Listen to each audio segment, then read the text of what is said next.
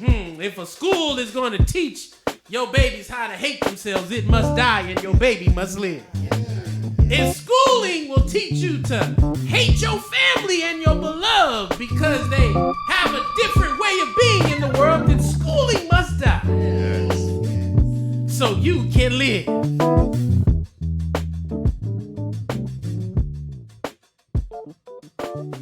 We got some real special guests today. I guess is what the podcast is actually about. So we done brought a whole bunch of young people from various stages of my teaching. We got some 32-year-olds in the room. I guess that ages me. I kind of want to have y'all introduce yourselves. You don't have to give these long, you don't have to say your last name, however you want people to know who you are. And let's start with you, Mr. Reagans.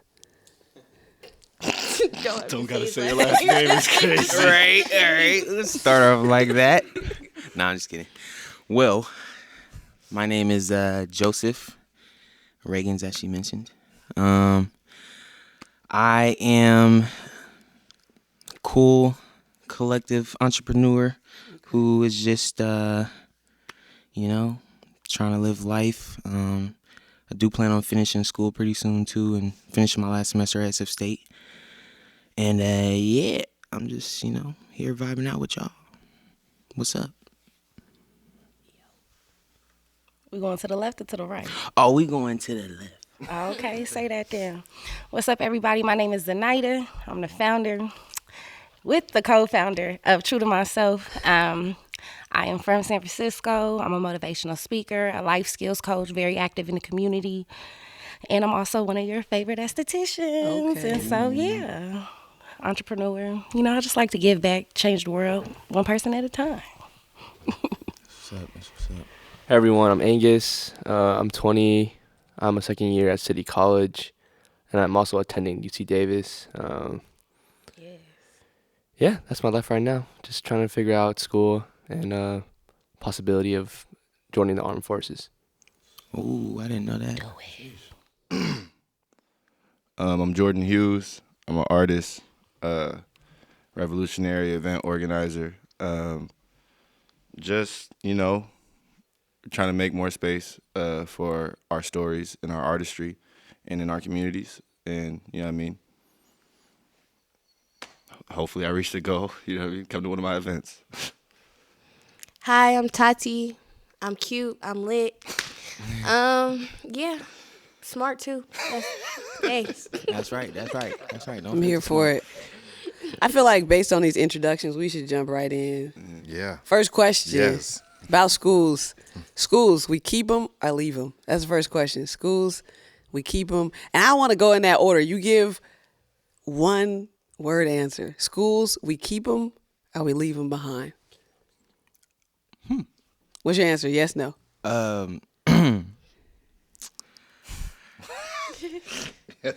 Even though I had time to prepare for this question, I'm still thinking about what to do. But I'm keep them I or think leave them? I'm gonna leave them. Leave them.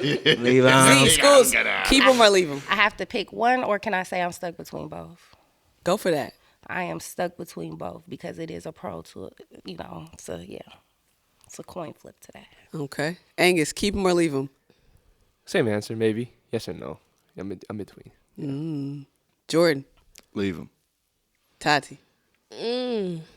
Schools, keep them or leave them? Yeah, I'm both. This is America. Sorry. Yeah. It's America. This is going to be good. Yeah. This is going to be a good discussion today. This is America. I've learned a lot in this opening round. But I'm, just interested in, I don't know where you were going to go with it, but like what's behind those statements, particularly like the ones where we're saying we're in between or leaving it. I'm interested into like y'all's questions, your reasons why. Let's do it. Same order or any order? Any order. Any Go for order. it. I already left.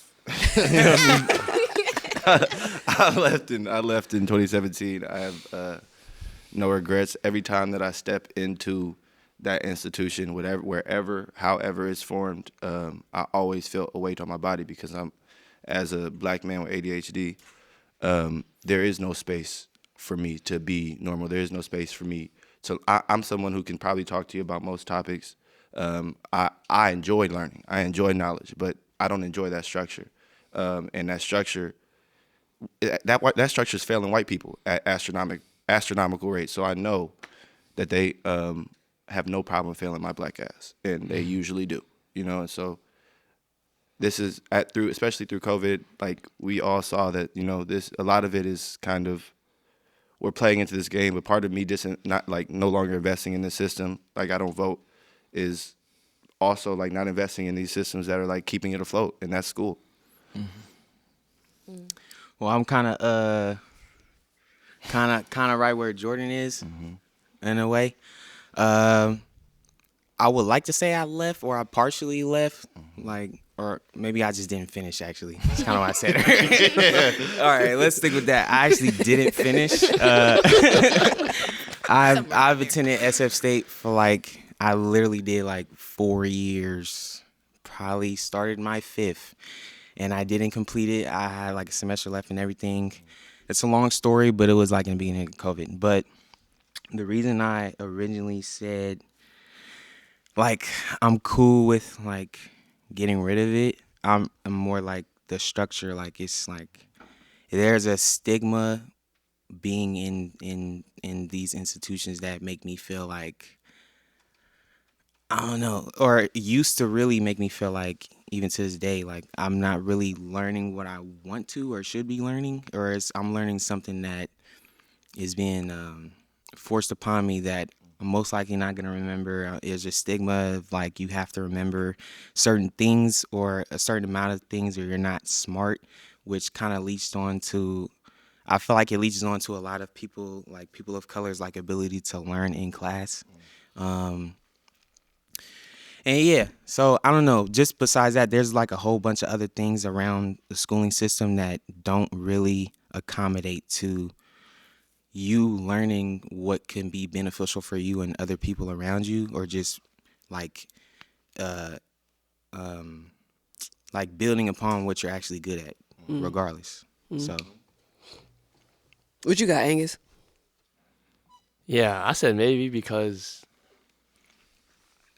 the question itself, it's very broad about what school is, but since listening to Jordan and Joe, specifically about the American school system, I'm now leaning more towards yes, simply because I've known a lot of people that graduated already with certain degrees, and they're in debt, pretty bad, and they haven't found a job in 6 months to a year because it's too saturated with all the certain jobs they're offering, and it just doesn't seem worth it anymore.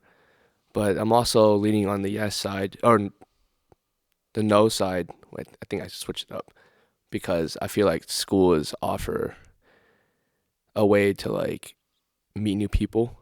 Essentially, I feel your networking and your connections are more worth than the degree itself, because you're meeting people from all around the world, different places, different interests and stuff. So, in terms of the American school system, I personally wouldn't want to.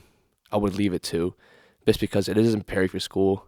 It doesn't prepare you for life in general, and also going through my experience at Davis. They don't really cater to students. They just want your money. They just want your money, and that's pretty much it. They do little to no effort to help you, in a sense, to I'd say make your learning more entertaining. It's just, I don't really hear students say oh, I'm very excited to go to college classes. It's just something that it's something they need to check off on their list. It's not something beneficial, or it's not something they feel happy to do. It's just oh, I got college. I need to get this degree, and I think that mentality in itself it's not something that I would keep in this. Yeah. I feel like as an educator, and all of y'all teachers, there was so much emphasis for me in the early stages of my career in understanding college and access to higher education as this vehicle for you having greater access to other resources, right? And so going back as far as Z, like you're one of the first cohorts that I work with, so we pushed even harder, right? And we saw that and internalized that as love.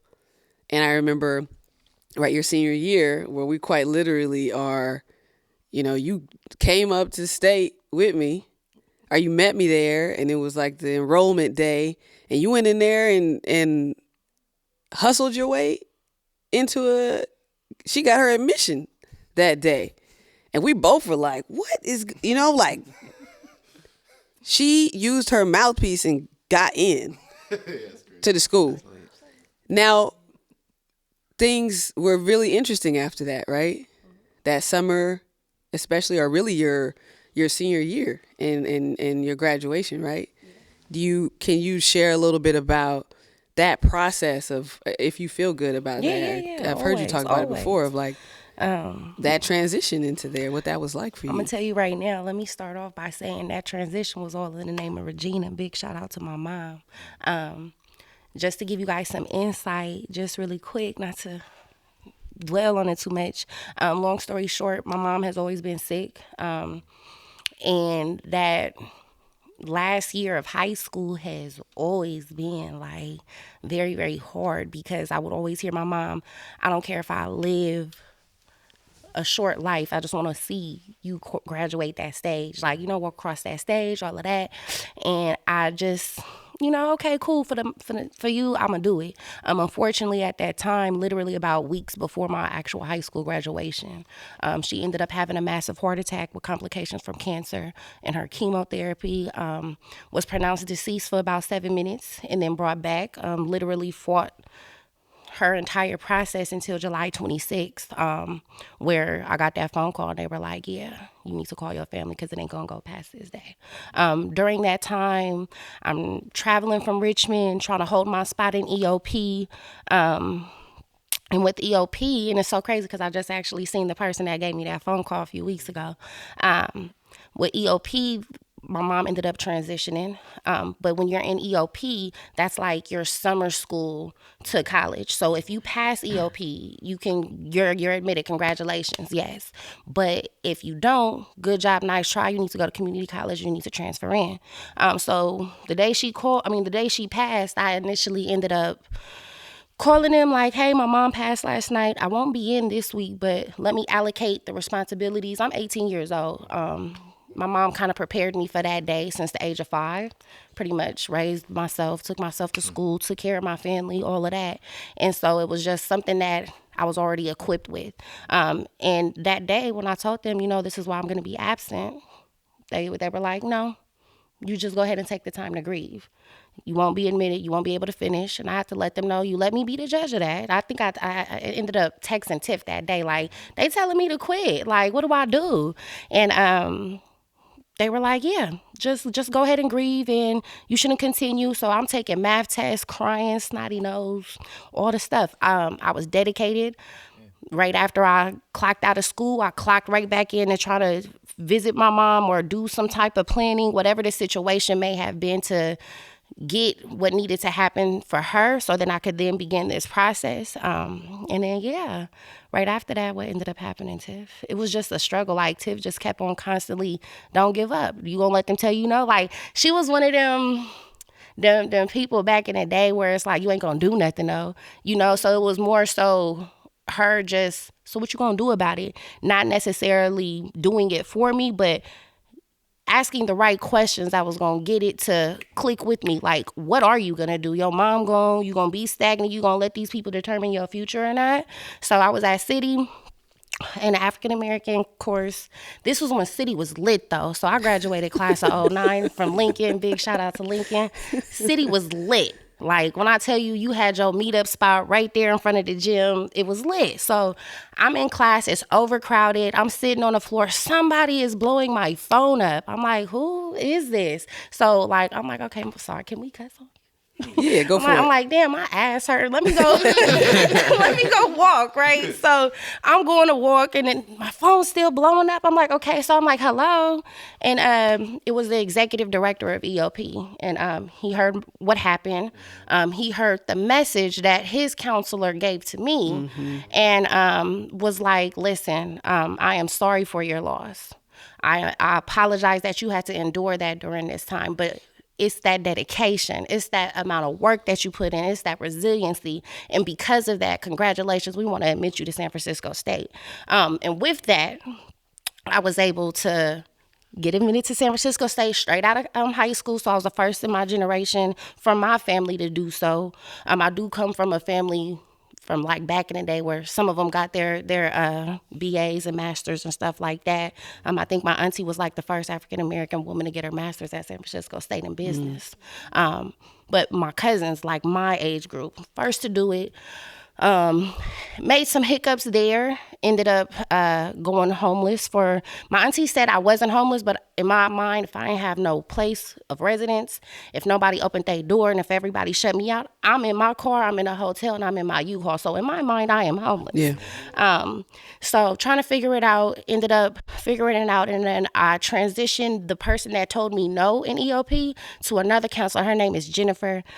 Big shout out to Jennifer, because I never truly got to say thank you. It was just so much going on. But they were trying to kick me out in that process. I think I did like 2 years or something like that at State. And then right after that, boom, she, on her vacation, did some type of admissions court or something like that, where you have to go and plead your case as to why they need to keep you. I think I'm like in my second year or something like that. And she was like, bro, like she just lost her mom 2 years ago. This is they trying to kick her out of her place. Nah, like she's still showing up. So boom, she made me, like, she got them to say, yes, I can stay. 2014, graduated with my degree in criminal justice studies, minor in Africana, went on to my other little situation, but we could get more into that. Yeah. With your mom on your back, right? Huh? With your mom on your back. Yes, my mom definitely was on my back for my graduation day in May. It's crazy because I still feel like my graduation day was when everything happened for her, like 5 years before that, if that makes sense. So I've always said, like, I'm not trying to say, like, my mom passing was a good thing, because it's never a good thing. And I tell people this all the time. When you lose a parent, that is a wound that never heals. You just get better at coping. But I do feel like it was a blessing in disguise. I believe it was my mom telling me, I wasn't there for your graduation, but I promise you I'm with you every step of the way. So that, in my mind, just was something that kept me going. So I'm hearing a lot of, there was a lot of rejection in there, right? Yeah. Folks were not able to create space for you in really, really problematic ways. Didn't support you in your grief, and there was a lot of you pushing on. There were a lot of people in your corner who were telling you to continue to push on, right? And in a lot of ways, this story, if this was in a documentary, this would be an amazing documentary. Right. And I hope I could get when I got a documentary. I never released it, but I want something new, you know. And your story is incredibly inspiring, in for a lot of us. In hearing it, like I'm tearing up in thinking about how hard you've worked to, and it's complicated because you also have like your mom, the loss of your mom, and so we know in our society, how do you live up to that? I'm gonna be successful. I'm gonna follow this trajectory that people have taught me of. This is what it means for me to honor you, right? All that you've gone through, why did you say yes and no to schools? I said yes because I think that let me sit with that for a second. I think that at the age of 5, I was able to tell you and predicted where I was going to be at today. I can tell you that I know I want to be a probation officer. I can tell you that I love the criminal justice aspect, but not from a systematic view, but from this for my people perspective. And I could tell you that I was going to graduate. I probably was like the 5th generation going to Lincoln, first generation within me going to San Francisco State. So I just feel like my mom was just, you need to go to school and it was something that needed to be done, but I wanted to be the first to do it. And the reason why I say no is because within that, who taught me life skills? Within that, who taught me to be resilient? They say the best educator is personal experience. I'ma personally probably hire somebody that has more experience than an actual degree.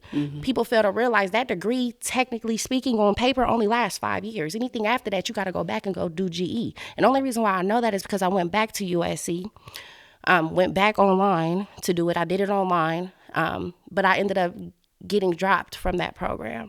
And the reason why I got dropped from that program was because I was chasing my father's addiction. While I'm writing papers, my father was a gang member, had an addiction, dabbled in the streets. If he got robbed, who you think went to go rob him back? If somebody took his stuff, who door I'm knocking on to go get it back by myself? And so the reason why I say no is because I took that opportunity to get my master's. Now I'm $150,000 in debt, and I got dropped from that program at a point where they discriminated against my disability. So I'm dyslexic with numbers. I've always had that issue. SFUSD never tested me for that issue, but I always struggled in math. It wasn't until I got to San Francisco State to where my teacher sat down and was like, do this problem for me. So I did it for her, and then she said, I see where your issue is. Have you ever been tested for dyslexia? And I said, no. And I said, I don't even know what that is. Like, I knew what it was, but within me, I didn't know how to see it. And she said, do it again. So she said, this is where you're doing it. So instead of doing problems right to left, I would always do it left to right, or somewhere I'll start it off right and then it'll be completely backwards. And so I say no because USC dropped me and said, well, how do we even know that you are dyslexic? How do we even know you have a disability? I went through the process. I went through everything that I needed for them to tell me, okay, well, cool. Now that we have this information, we can't accept you until you pay back the loan you just took. Come to find out, my godmom, who's a social worker for the city of San Francisco, sent me a link that stated that the USC program that I have online is now going through a lawsuit because they created and made promises to people to get a degree. Now they're in debt. The people that are actually doing that whole situation aren't even linked to USC. So every time my family drove me out to USC to see, hey, can we transfer her from online to actual in person? Oh, we have nothing to do with that program. This is USC like extension? Yes. Yeah. So they have the name of USC. Yes. Come to find out, every person that you're talking to, you think you're talking to a counselor that's at USC. Yeah. You think you're talking to a coordinator or a counselor or an academic advisor. Whole time it's a third party person. Yeah. You get what I'm saying? And the only thing that stopped me and that made them kick me out was because I kept on failing statistics. But it just was like, okay, well, I gave y'all my stuff. I did everything I needed. Now you're telling me I can't move forward because of financial burden y'all put me through. They dropped me from that program literally about 2 hours before I started my second semester. And it was a year program. And I was like, how is this even true? I actually reached out to the lawyer and he said, oh, unfortunately, we can't help you because you went through that program 2017, 2018. We dealing with everybody in 2019. You get what I'm saying? So that's where I say yes or no. I also say yes or no is because I'm actually in the academic setting. I actually work in a school, and I work with the demographic of students who necessarily do not see themselves going to college. I would never tell you not to go to college because I've been there. I've done it. I know what that feels like. It's a great feeling. But I also, being a master of a few trades, I also seen the back end of it. Not to put y'all in my business, I have a degree. I have a minor. I have other certifications behind my name. I have a lot of personal experience. Why the fuck am I at $25 an hour? You get what I'm saying? So when I say no, that degree sound good, but I also have esthetician. I also do drug and alcohol counseling. I do contracts within True to Myself. So it's a back end to it. I definitely lean on the let's change it, but what are we going to change it to? When you think of abolishing these schools, or you think of how they said we abolished slavery. In all actuality, how did they really cover up slavery, and does it still exist today in some type of form? Y'all done unleashed. You get what I'm saying? So that's where my aspect is. In the demographic of students that I work with, a lot of them do hair, a lot of them do lashes, a lot of them want to be like, I want my own business. That's cool. Who am I to say you can't make 100 bands doing that trade? Yeah. Just as much as you can make 100 bands having a degree behind your name. You get what I'm saying? There are plenty of individuals who do not have the degrees, but hire the people that do have them. Mm-hmm. So that's where I'm kind of like stuck in between, because if we do change it and we do eliminate it, are we teaching financial literacy? Are we teaching savings? Are we teaching some type of banking method that's going to then go ahead and create that generational revenue? Go ahead and create that generational narrative of change. Like, you know, I know where I come from. I'm trying to pick it back up where my grandfather left off. Okay. Tati, you got a lot just now from Zenaida. We got a lot. Richness, depth. Mm-hmm. Why did you answer the way you answered? I say both because, like, when it came to college, I walked in first week and I was cool the first day. I had 15 assignments. I was like, no, this is not for me. No. I'm sorry. I was in high school during a pandemic. We was learning online. I didn't even really have to tune into my class, and I still got an A. So now I'm walking into an institution where I got to really be doing my work, got to be on top of it, and I've basically been thrown on the back end for a whole year. So, no, I'm seeing these 15 assignments. I don't even know where to start. I was so lost. And so it wasn't for me. I stopped doing that. I ended up working, and now I'm still helping people doing what I need to do, and I have not stepped back into a school since. So it's like, yeah, but it's like, it's different for me because it's like I have an older sister who owns a hair shop now, but she went to school, she graduated, she got her degree, and she like got a job outside of her, like going to college, everything, and she ended up dropping that to be a hairstylist. But she still tells me every day, like, go to school. And I'm like, it's cool and all, but honestly, if I was to end up at school, it'd probably just be like to meet people, like to network. Because if I even think about high school, I didn't really care about the classes. I thought I cared more about the people who were in the classroom with me. What are they going to teach me? How am I going to learn from this person? It's like leadership. We had some good teachers, and then we had people who got a job and went to work. So it's just like to be honest, like, so it's just like, like they had to get up for work. I'm going to school. I'm like, I'm learning probably like 2 out of my 5 classes. Like, that's really how it felt. So it's just like, yeah, I do like school for meeting people, building connections and everything. But other than that, no. It's not really nothing entertaining to me. I guess in some classes I do sit there and like learning about certain things, but I learn a lot more outside of a classroom. So it's different. Yeah. You first, brother. Kind of like to leech off of what she said. She said something along the lines of like, it's not interesting, or there was something, it ain't interesting at all, right? Basically, it's nothing pulling you into like, I want to be here. So I feel like that a lot, right? For sure. I know a lot of people that I went to school with definitely felt like that.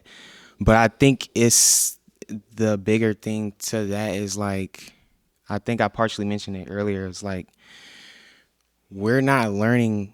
A big thing about not wanting to be there is like, we're not learning something about ourselves that makes me interested about continuing.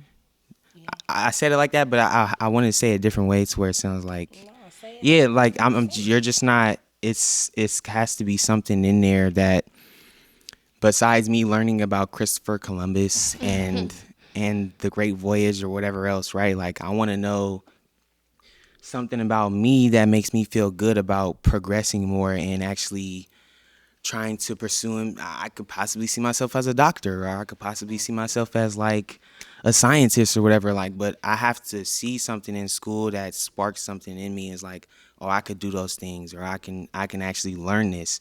my people are actually special. Like, I didn't know that we did this or we've But tried you had these people things. that had pictures of black folks, and you learned about the Mali Empire. You got all that, right? I did after. So what's your problem? I did after I met you. Man, Oh no, that's no, not at all. They did not learn about the Mali Empire from me. No. I learned some of these things, right? But here's another thing though. I feel like I'm pushing you a little bit. I think prior you had in your high school experience, and maybe even before that. I mean, we'll talk about before that in a second because there's some KIP survivors in the room. But there's 3 here. I didn't even realize. Yeah. But you had these forms. I think you had a lot of teachers who believed they were giving you what you're saying. At KIP? At middle through high school, I think you had teachers who believe that in our field we call that being culturally relevant. Mm-hmm. They believe they were, but you're sitting here saying they weren't. So where did they miss the mark? Yeah.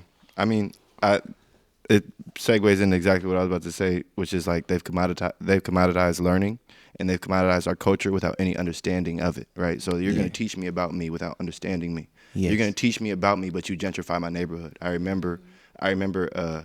Should I not say names in this? I won't.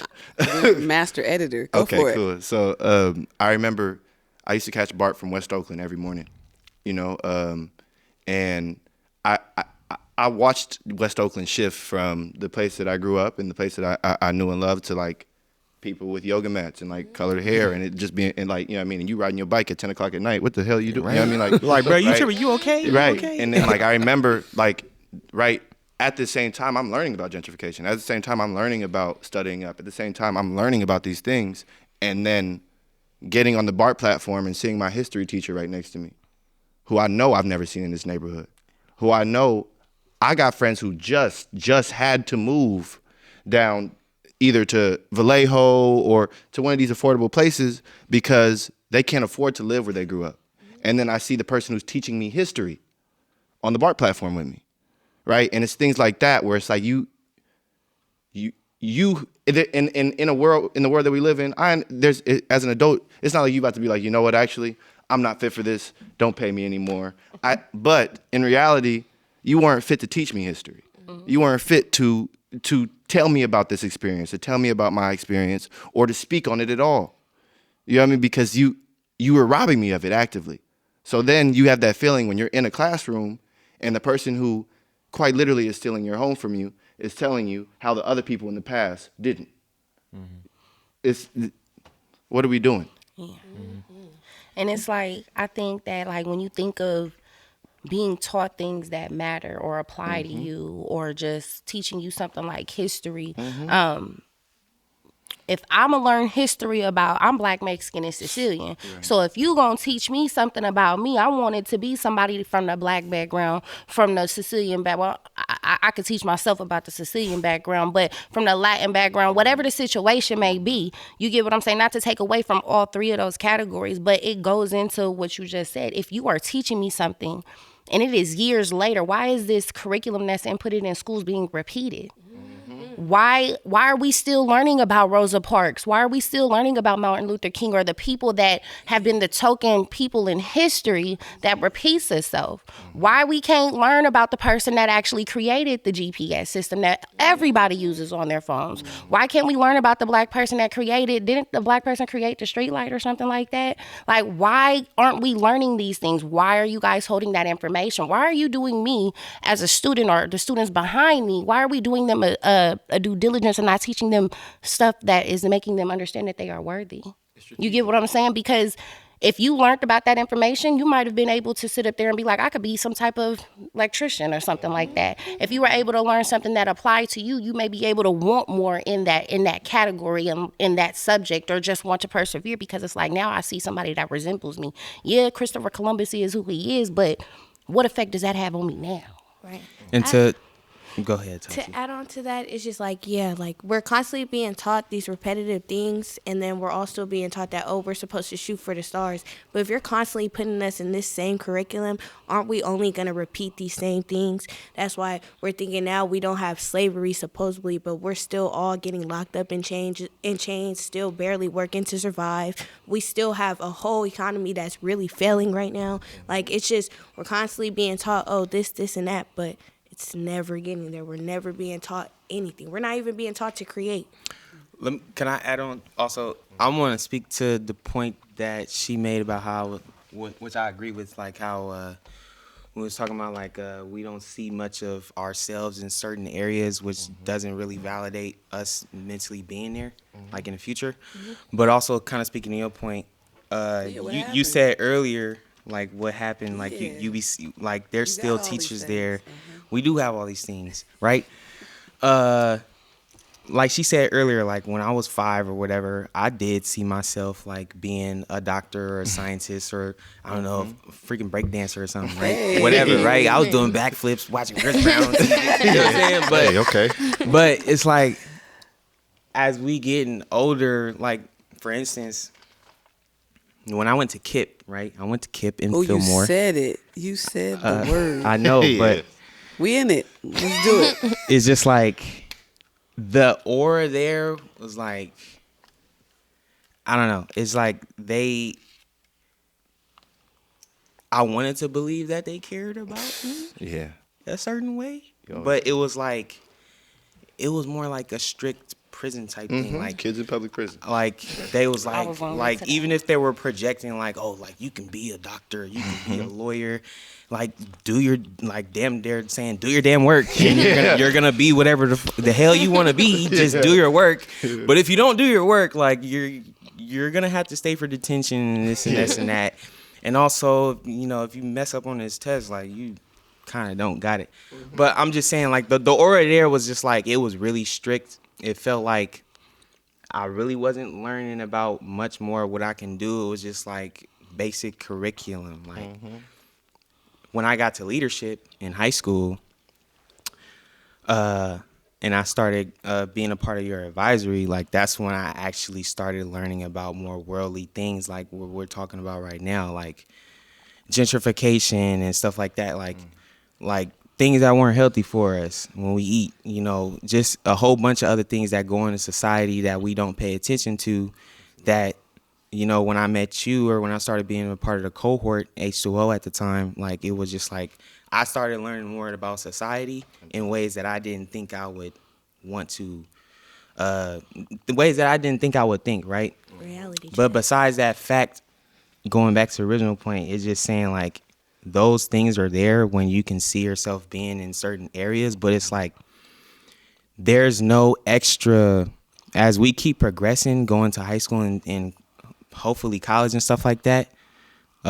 In that time frame, I don't feel like there's a lot of places where we can continue to get validation that you can keep going. You can keep doing this so that you can be that doctor or lawyer or whatever it is that you're trying to be. You know what I'm saying? Like, just... Question for you. Sorry. Can we ask questions? Yeah.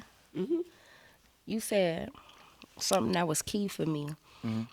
We're in a situation where we're not getting that validation, but why are you seeking that validation from somebody else, and why are you not giving it to yourself? I'm glad you asked that. That's cool. That's cool. Let me say this. We don't... the validation is cool, right? But also when you're growing up in a society where you're constantly being put down, I think a partial validation goes a long way. And not saying that people aren't getting it, but I'm saying like I kept going off of personal experience. Like I cared about school a lot when my mom was around before she passed away. Like I used to get my ass whooped, excuse my language, if I didn't do my work. But the family unit that I had when she was around, it created the space for me to where like she cared about me doing my work. Okay, I'm doing this. I don't want to get my ass beat, but I also am starting to care about my work, right? Because she's on me about it. But I don't need validation nowadays to do certain things at all. Like I needed someone to partially teach me, like based off of my experiences before I met someone, to open my mind, like and let me know, like, bro, like just keep do whatever it is that you want to do. Like, you don't need to X, Y, and Z. It's just like, if you feel this, just do it. Like, you know what I'm saying? F what everybody else is saying. F whatever you're not learning, like, figure it out, blah, blah, whatever it may be, right? But I'm just saying, for a lot of people, validation partially matters when it comes to, like, a greater majority of your people that you see not progressing, not learning. And then you're born into a family. You might be born into a family where most of y'all didn't learn what you're learning now. And it's like, you don't have that family unit to kind of put it in your head in the background, regardless of what you're not seeing, regardless of what you're not getting validated on.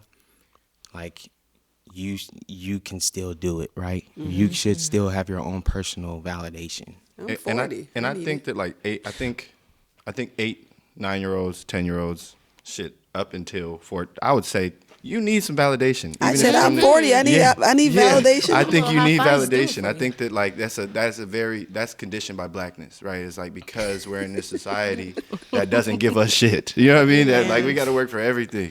But, like, I think that, like, we definitely need to be validated, not necessarily from external sources. There's a part of us that's like, well, regardless, there's things that I'm so sure in, but, like, validation isn't necessarily always this bad thing. It's actually very powerful. And as an 8-year-old, I knew that when I was around white people, right, it felt different, and that they treated me different than the people who I went to all black elementary school, than the teachers at my elementary school did. That they saw me differently. You know what I mean? That I was no longer this, like, smart, bright child. That I was just, for lack of better words, another little nigga. You know? And so, like, there was a shift there. Even at 8, I knew that and the thing that got me through that, which is, like, my mom's been an educator. I come from a long line of educators. Was, like, my mom being like, Jordan, white people are going to tell you that you're not what you are. You can't believe them. And that little moment, that's validation. That little moment was everything. And we're robbed of that so often. But wouldn't you say that little point of validation has then planted the seed for you to understand your worth? Everything. So I think that when we compare the two, is it more about the validation, or is it more about understanding and knowing your worth, and then having other people see you for that? And I think that that's where I'm torn between wanting that validation and not wanting it at all. I want you to respect me and know me for my worth. I don't need to be validated to work on speaking. You get what I'm saying? So that's where I was coming from. No, from yeah, that 10,000. Yeah, I think I that agree. comes from, like, a society that just doesn't place value on our work unless we're exceptional. Yeah, and I want to be careful with that, because y'all are, especially you, Z, you're a person who has had to do it for yourself. And just because you can get by and have actually thrived, it doesn't mean that it's not vital. It's unfortunate that you had to learn how to do that for yourself. But in terms of, like, the communities that we desire and that we dream of and that we want to be a part of, I don't want 15-year-olds being like, I got it, or something happened to my parent, then I got to go over there and do that. That's not my dream. My dream is for you to be loved on and supported, and you get to be a kid. No, You get to that's be facts. reckless. You didn't, right? It had to be tight. Because of what we live in. And so there's that piece of, like, what you had to do, and then there's the other side of what we desire and what we dream of. You know what I mean? You was gonna jump in like 10 minutes ago. It was off of someone, Joseph. Yeah, and it was reminding me of this story. I've told this to Tiff. I recently heard from an elder, right, in my family that, and actually goes a little bit to what you're saying too, or like, that back in the day, right, this elder was one of the young children who literally experienced the shift from segregated education to or schooling to integrated schooling, right? And she was telling me everything that I think I wanted to hear about this whole process, right? As a black person, like, okay, well, what was great about the black space and what was terrible about going into the white space? She's like, well, in the black space, they loved us. Those educators, like you said, they loved us. These black educators, you could tell they loved us. And you went to the white space, it was terrible. Yeah. And I was good there. I had my my notes. Knew it. Check. Integration bad, segregation good, right? It's not controversial to anybody in this space or this podcast, but But then something was like, well, ask what was loving about it. And what she said was loving, right? She talked about one of her family members, her brother, who at the black space was getting beat. My dad And she got said he got beat a lot by the principal. He was always cutting up. And by cutting up, she meant wasn't wearing the whitest of white socks, right? Didn't come dressed in his best possible clothing as they walked through the woods to get to school. And she said, but I forget the principal's name, you could tell that, and all the other teachers, they loved us because they gave a shit, essentially, about how we looked and whatnot. And he must have got, beatings from this principal every day for 28 days straight, okay? He said when we integrated, when we went to the white space, not only do those teachers not care what we look like or have a higher expectation, to borrow from culture That's what relevant, they call them, culture expectations. relevant pedagogy, right? High expectations for how you look, demand that you could be this better version of yourself. But when that principal hit my brother, he hit him. He said my brother got hit 4 times by that white principal, and it felt like he could die after those 4 hits. He said that principal was actively trying to kill me. And I could tell that the black principal loved me because he hit me. When he beat me. Yeah. He beat me 28 days straight. And I never felt like I was going to die. So like we have these, I guess when I was thinking about like what y'all are saying is that part of the truth is that we have this inside school space survival that at some point got mixed up with what we had to do, maybe on the plantation, like when, slave drivers who might have been black, they did performances. I'm going to hit you 10 times in front of them. You have to make it look good, right? But then when the white slave driver hit, it really was trying to kill you, right? Yeah. So there was a performance aspect that then eventually, as my elder was telling me, that performance kind of got lost. And it was literally like, I love you, so I'm going to hit you multiple times. It's not going to hurt as bad, but I'm going to hit you so that you could be better. And you take that all the way up to my own education and my own schooling, getting hit as a 5-year-old at a parochial school in Riverside, California, getting hit by a principal named Dr. Just with a wooden paddle at 5 years old, second day of kindergarten, and feeling the same kind of, like I'm going to die from this hit. Yeah. I don't think I would become a PhD holding, would you call me out my name, professor? I don't think I would have become that without getting hit. I actually think that's required for success in this society because that's what it's based on. And so part of me is like wondering about that, like that I hear this idea that we could maybe envision ourselves. I envision myself as a doctor. I think that I got beat enough times that I was able to go through the process of getting beat elsewhere and other times later on. I think, as you say this, it rings especially, like I'm just saying like I would have died. And not even in a way where it's like I'm saying like, no, I would have never stood for it. But more so my experience in the world is like my parents had to literally stop beating me because they would have beat me black and blue because I would get up after you whoop my ass and I would go back and do it because unless you explain to me why, I just thought I got caught. So obviously I need to do this a little bit better. But, when you're around, I need to not be there, And so I think that there's truth to it, but I also think that we are so conditioned by fear that sometimes we don't even recognize the power of a conversation. I think in the same way, sitting you down and saying, look, they will kill you. They will kill you. Even as a 5-year-old, it's gonna ring. It'll ring true. I think sometimes it's hard to have those conversations. I had a boy, I'm not gonna say his name. I had a student who punched me in my back. And mind you, he got it going on at home. It's crazy. I've called his mom and FaceTimed his mom with the person who's like, everybody mama's scared of this person because I worked at one of them schools and we FaceTime him. He's on the phone like, and I'm like, okay, so I don't know what I'm gonna do, right? Yeah, what you gonna do, brother? And now, when this little 7-year-old boy or 6-year-old boy punched me in my back, and it hurt because this is a strong boy, like believe it or not, he punched me good. My instinct is to turn around and be like, what? And then I had to I had to realize, you know, like, nobody's talking to this boy at home. Nobody's gonna ask him what he's doing. Nobody's gonna say like, and saying that was wrong. It's gonna be like, who gives a fuck? What is wrong and right? Because it's not being held. The result of that was to just say, so why'd you do that? Well, I don't know, because I'm mad and because nobody's listening. Okay, well, are you still mad? So did it work? Oh, no, No, but everybody. Okay, so what do you want to do?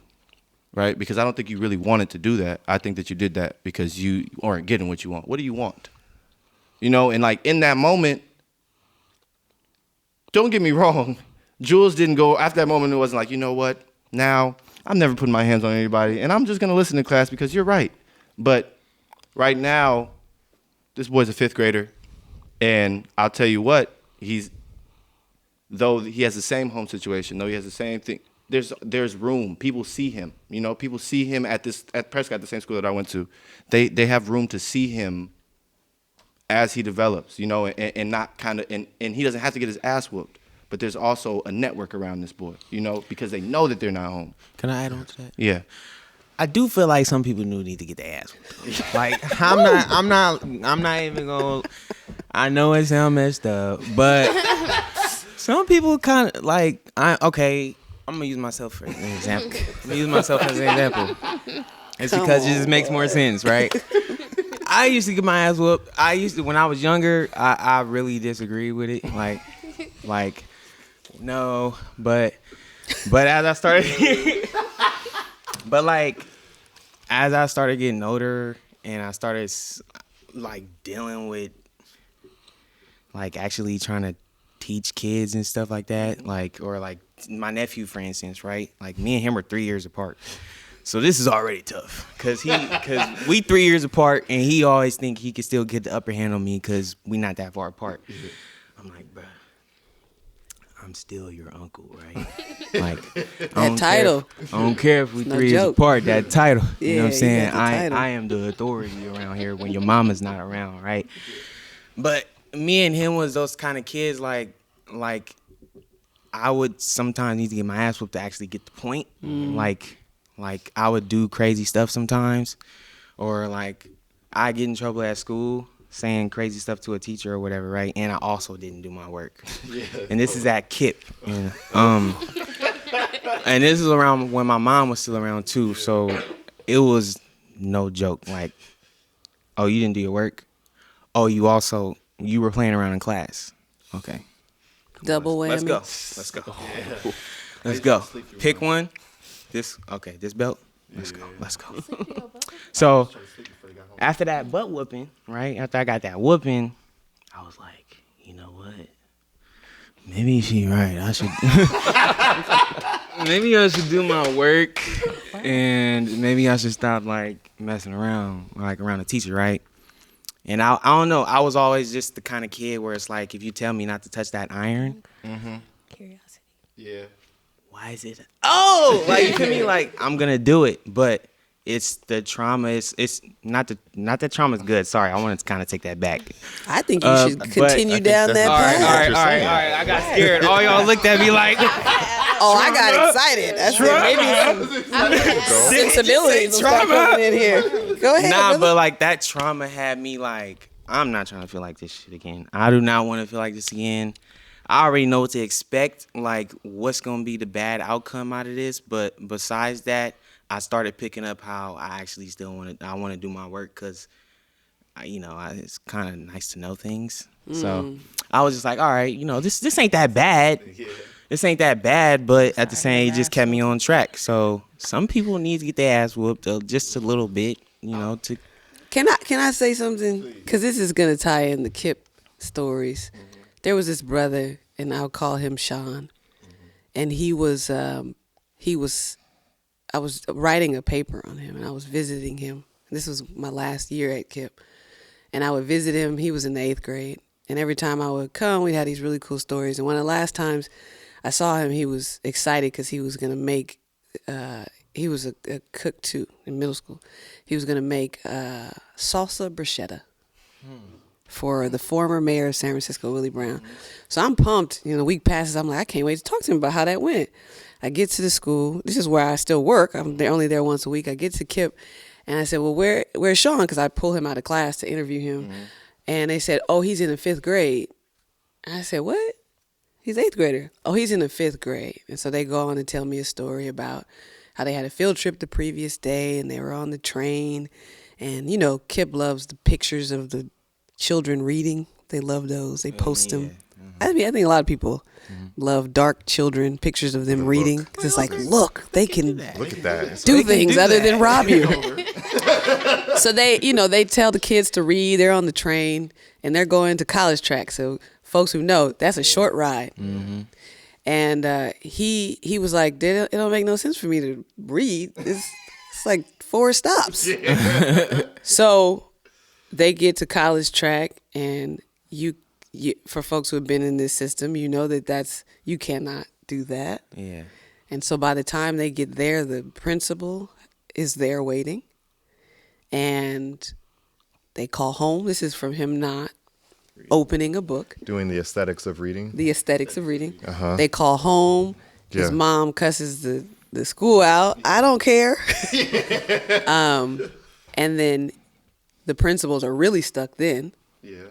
And so they send him home and they say, when you come back tomorrow, you are in the 5th grade. Oh no.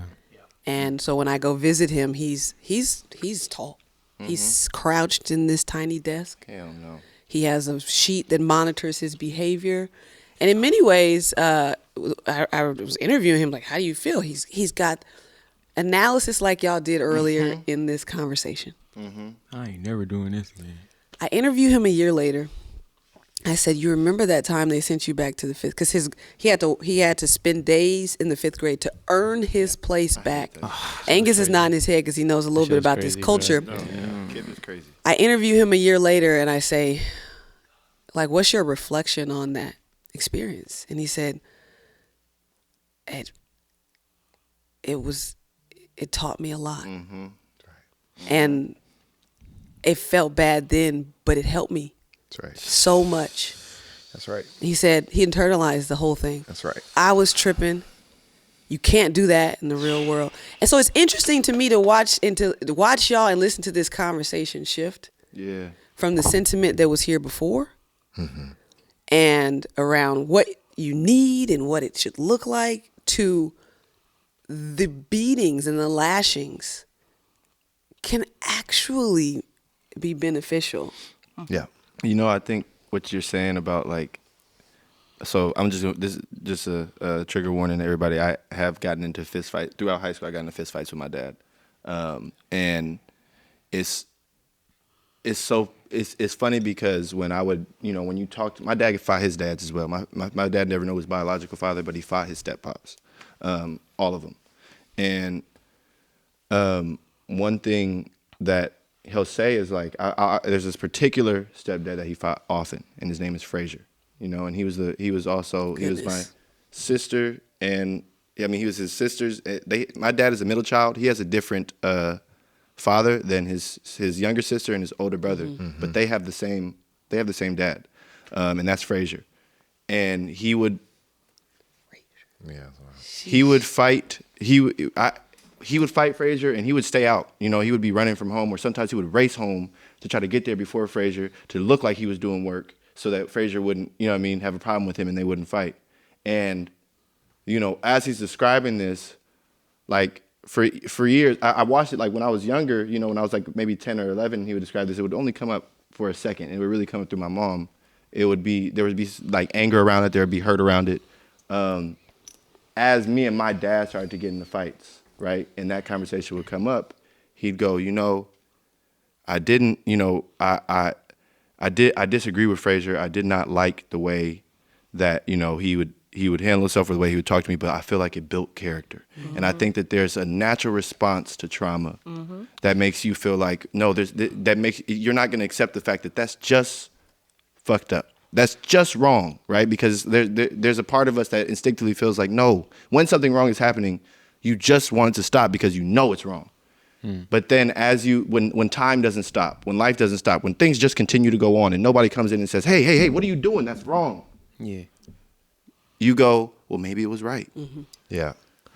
And in addition to that response, what I hear y'all saying is like the wild part for me is that they've studied it, right? Like going back to plantations, that's one of the first reasons why universities started to like prop up was like, how do we manage this population of 400,000 plus people up to 4 million people who are naturally not wanting to be told to do and have to do anything.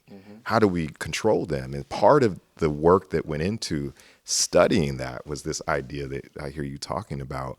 And what I was trying to say is that continues, right? Like there are Black Greek letter organizations that beat people into the middle class. That it happens over and over again. And my question was really about, well, what if that's what it takes to be successful In America, in this place?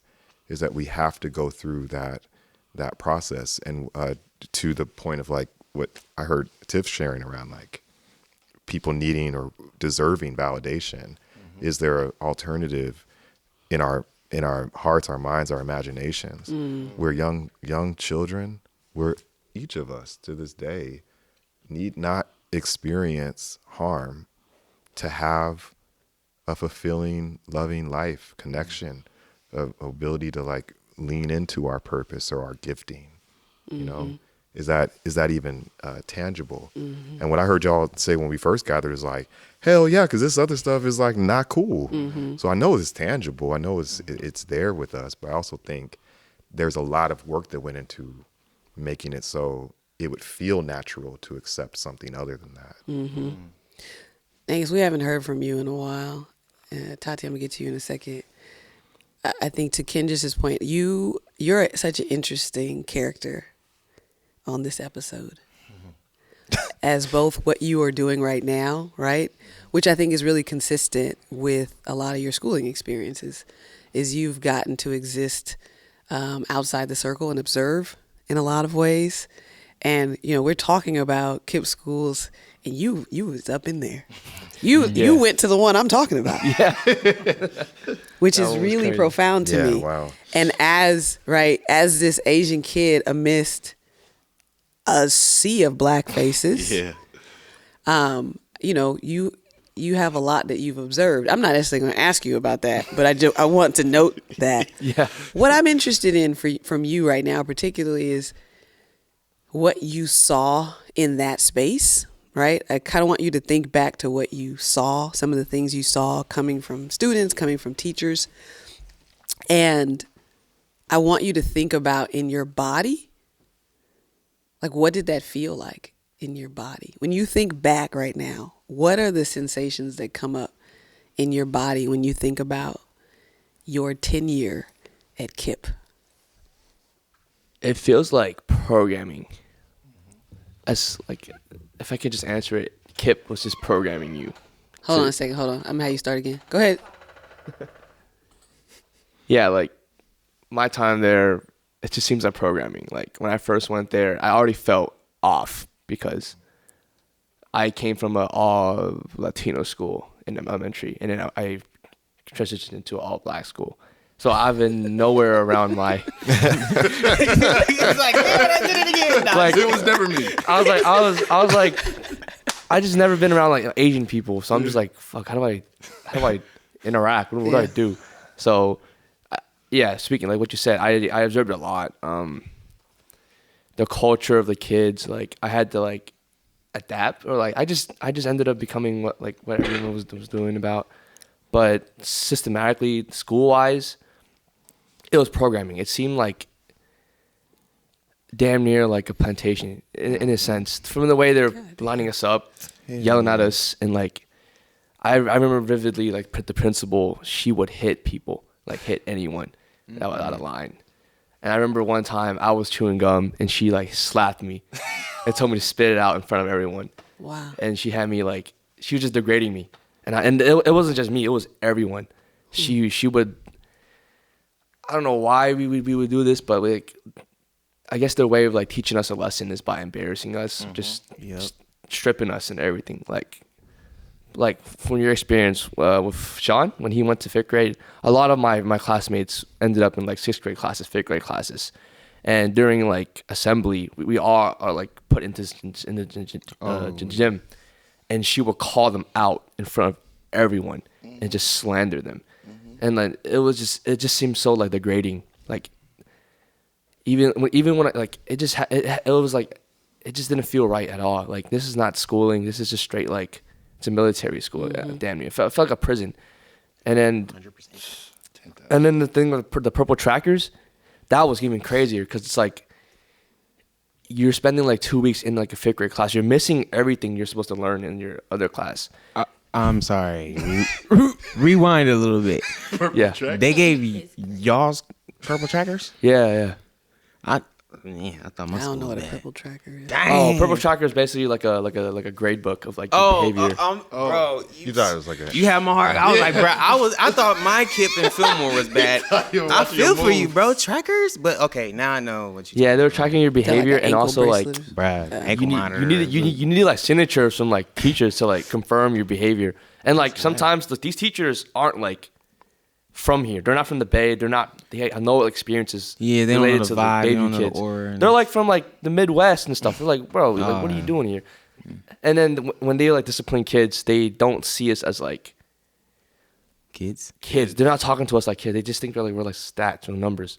And they throw us aside when like we're like obviously like we're not listening to them because like there's other issues. But they just give up on us immediately and they just send us to the tracker, or they just call up the kindergarten and kick you out. So like, Is it safe to say you survived that place? yeah. When I see like other people like when I see like on the streets, I'd be like, dude, I can't believe what the kid, man, we made it. Like even like we made it. Even I like my grown age, our grown age, we reminisce about just Kip. Like, dude, that place was awful. Like, bro, he did 4 years in that place, bro. Yeah. We made it. Man. You served 4 years. Yeah. Literally. Y'all, I was there. You know what I mean? I was there for about. You were there for a what? semester. I thought you was there for like I was there a week. for a semester. Put it there and say, nah, this ain't it, bro. Bro, I had detention every week. And then like I had to work it out. There's no recesses, which is insane. There's like one recess as a 5th grader with ADHD. They had to let me out of class to run around the yard. Yeah. And I was like, this is the worst recess I've ever had. I'm just running. I hate running. Yeah. I don't want to run. Alone. Yeah. It was, they just put colleges on prison cells, on big prison cells and desks. And then you know what I mean? You got this teacher from Colorado who has never really held this many black children, Like Colorado. and is holding them for a long time. You know what I mean? Like it's not, these classes are long. Yeah, it was the worst. I was going. We will embrace a apocalypse. We will embrace an unveiling that says that education is here to bring us life.